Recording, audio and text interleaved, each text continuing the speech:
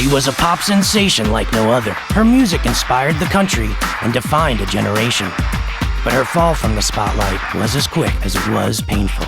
An unspeakable addiction would lead to a near-fatal car crash and the loss of her fortune. In an effort to revive her career, she would return to the studio and produce perhaps the worst record of anyone's career ever. She would drop out of society and move to India, devoting all of her time to charity in hopes of finding her inner spirit, only to find herself thrust back into the spotlight with a record-breaking comeback special that would secure her place in music history. Who the hell is Melissa Lefton? And Behind the Muse continues.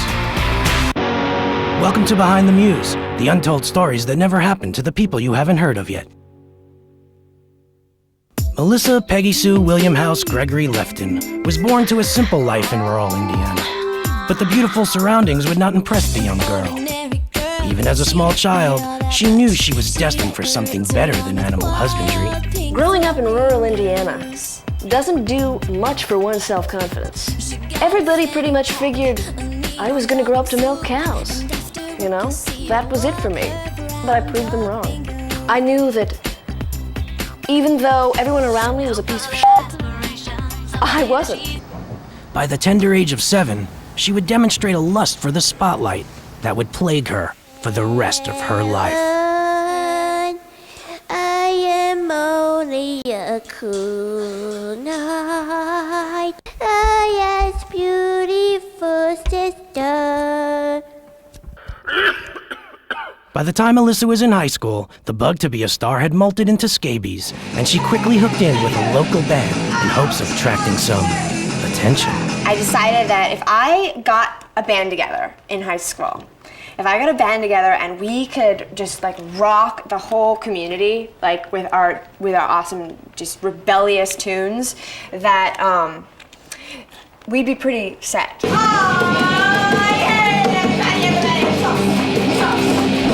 We formed this band called Piss.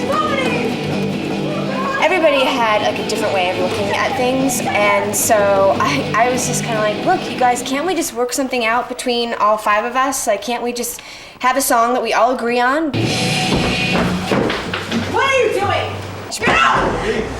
Oh, come on. Hey, Melissa! F this! I am through with you! My career's not gonna go down the toilet because of you!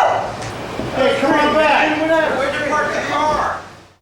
Unfulfilled by the punk scene in Indiana, Melissa embarked on a journey that would lead down an alley, that would take her to a road, that would show her the path, that would enter a highway, that would lead to a tunnel, that would cost her $6.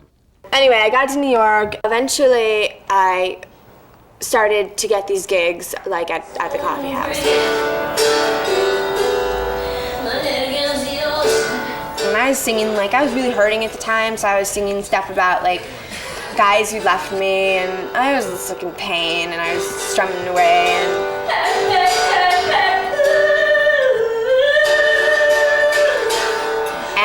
that was, like, pretty cool, but, like, I don't know, I got really tired of making $20 a night, like, just trying to make ends meet.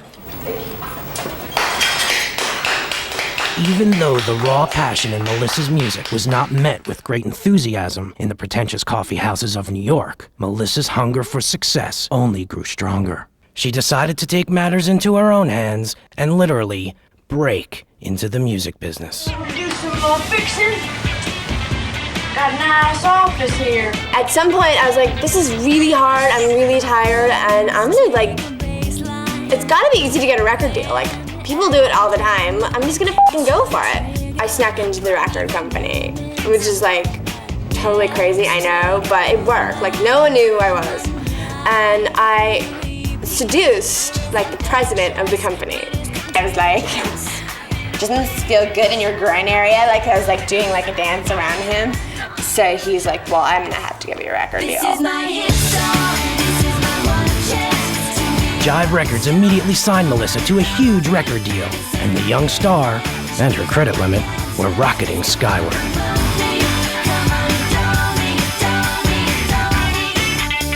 With a hit song and a sold-out world tour, Melissa Lefton, the small-time girl from Indiana, seemed like she finally achieved her dream.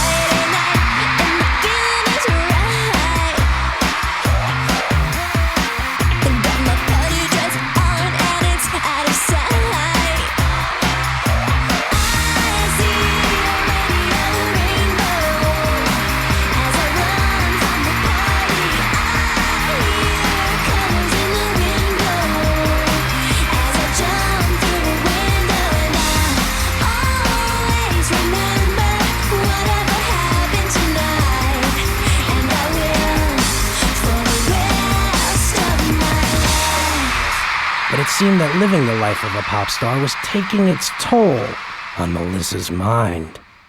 So now I'm touring. Woo! I'm touring, and it's like, I'm going to do TRL next week. Woo! And I'm like, At first, it seemed that Melissa was just a little Because, nervous, like, common TRL with such sudden fame. To all my friends back in rural Indiana, fuck you, because I'm totally making it. I tend to think I'm really great. I'm gonna be like bigger than Oreos. Like I have some friends in like the background, whatever, they need me, so you guys done? Cause like, this is really cool and everything, but I need to go. Little would anyone know, including Melissa, that this would be her first and only television interview for 10 years. Hey, Melissa. In this exclusive amateur video taken just hours before the biggest show of her career, in the basement of New York's world-famous Madison Square Garden, Melissa's dance with death would soon be exposed.